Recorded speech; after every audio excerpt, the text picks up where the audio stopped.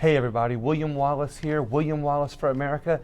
And as you know, I'm interviewing a lot of our elected officials in the state of Louisiana to be able to get out some good information about how we can all work together, things that we can do to improve our state. And today I'm with State Representative Sam Jenkins of District 2 here in Louisiana, and I'm going to let him tell us about himself.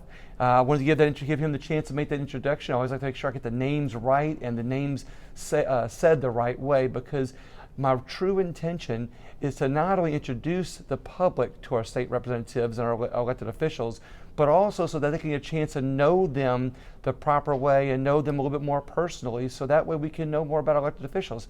Representative, thank you so much for coming on the show today. And thank you so much. I'm pleased to be here with you today. Well, Representative, tell us about where your district is, District 2. Right. I'm Sam Jenkins. I represent House District 2. That's in Shreveport, Louisiana. That's Mid-City Shreveport going east. The district also goes across the Red River and picks up the western shore of the Red River in Bossier Parish. Okay. How far south does it go? It goes all the way down to the border of the city of Shreveport. So I do not go outside of the city limits of Shreveport. Oh, I okay. do go down to the border of the city of Shreveport. So I'm completely within the city limits of Shreveport and Bossier. It's interesting because a lot of the representatives I speak to, some of their districts go multiple parishes, multiple cities, you know, and that kind of thing. So what is your background, before you became state representative? I served on our local Caddo Parish Commission. That's the governing authority for Caddo Parish. And then from there, I served on our Shreveport City Council, which of course is the governing authority for our city. My present House district encompass a lot of that same area. Okay. So, you know, I got to know a lot of the issues that was affecting the area, got to know a lot of the people and the businesses that was there. And so when this House district seat became an open seat, yeah, I was encouraged to seek this position, and I'm glad I did. I think we've done a lot of good by being here last term and going into this term. Sounds like you're very passionate about your district. Very much so. Like I said, I've lived there most of my adult life, and got to know many of the business owners, the citizens that live in that area. Very familiar with, you know, some of the concerns that the citizens in that area have. So it's been very helpful here in Baton Rouge to have that background and to be able to look out for the people back home. What industry makes up your district? Well, we mostly have the medical industry. Just about all of the public and private medical facilities in Shreveport are in my district, as well as a majority of the gaming industry. Most of the casinos are also in my district. But you know, we have a lot of small businesses that are located in that area also. We always are concerned about them and trying to make sure that we're doing everything we can to keep everybody happy. And then, of course, we got a lot of citizens that live in that area. It's a very diverse area, and we just want to make sure that everybody's being represented here in Baton Rouge. You mentioned citizens. I'm curious, what made you decide to run for office? Well, you know, I've always had an interest in public service, to be honest with you. I'm an attorney by profession, represent people as an attorney, had an interest in government. And that's what led me to seek some of the local governmental seats. And so we were able to do some meaningful things at that level. And it has allowed us now to come to Baton Rouge and represent people here. Talking about representing, what do you think is the most important issue in your district?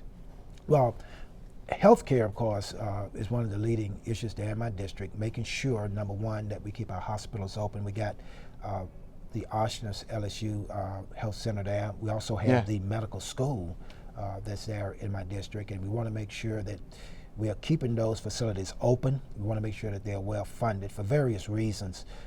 You know, there's a large patient population that has to be served by those facilities, as well as it's one of the larger employers in the area. So we want to just make sure that we're doing everything we can to serve the patient population as well as keep people employed. I like that. At least you have the consideration, or you're looking out for the people in your district. Absolutely. What do you think is the most important issue facing Louisiana today? There are so many issues we probably could go into facing our state today. I would want to start with making sure that we keep a stable budget, because so many services come from a stable budget. When you're talking about hospitals, universities and schools, when you're talking about trying to make sure that there are services there in nursing homes, the vulnerable people who need state services, who are dependent upon those benefits, a stable budget helps us to be able to do that. Yeah. So, we need to make sure that we're keeping a good balance, in my mind, between tax breaks that are given and services that are needed. And so hopefully, as we move forward, we'll try to keep that balance and make sure that we are not putting services at jeopardy. At the same time, keeping our tax rates as low as we can, and making sure that we're only bringing in what we really need. Yeah. So I would start off with a stable budget, but I know there are other concerns that are floating through the state, especially in this day and age, when you're looking at issues that we're now looking at reforms with law enforcement and areas like that. Those things are important. They're on the minds of people. I think we've taken some initiatives to intelligently go about looking at those issues through some studies and having all of the stakeholders at the table to talk about it. So there are a lot of things that are concerning people today, but we just got to take each one of those issues one at a time and try to come out of it, hopefully, with something that's going to make our state a better place. It sounds to me like, talking with you and other people in the legislature here, other reps I've interviewed on this show, that it seems like you are all working together.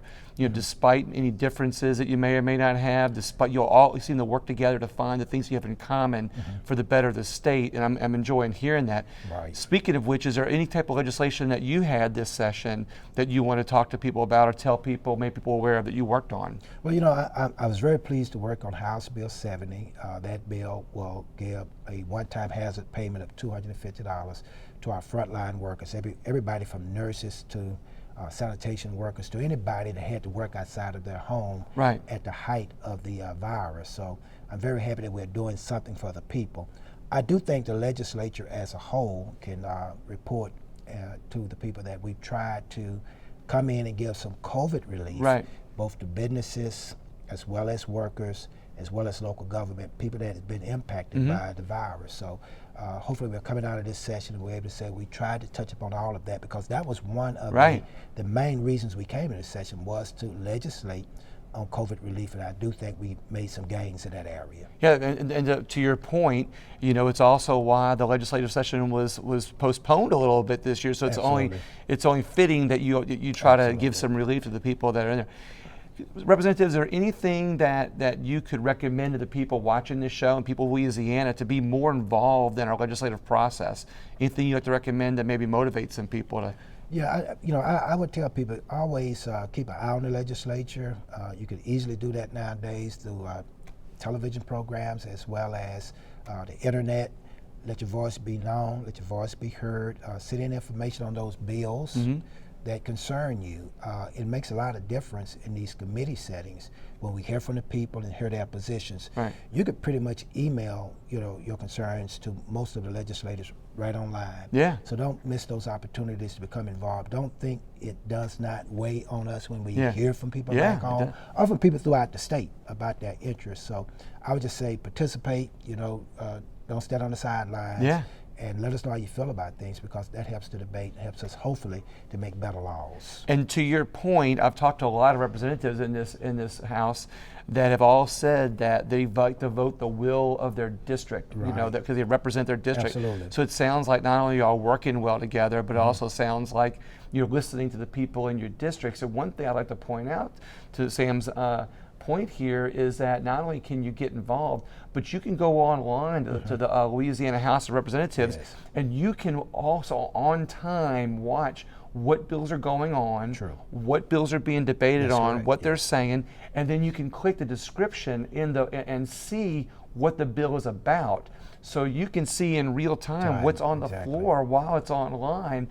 So it's a great opportunity. It's a great opportunity, and it doesn't require you to travel all the way to Baton Rouge to have your voice heard. As I said, most of us want to hear what our constituents have to say about a lot of these bills. And when we get that information and we're able to talk it out as legislators, I think it helps us to come up with better laws, better Right. policies when we're able to hear what everybody has to say on those issues. So we certainly want to encourage our constituents. And if you're a citizen of the state, regardless if you're in my district or not, reach out to your representatives and your senators on those matters that concern you. Right. And let us hear what you have to say. Awesome.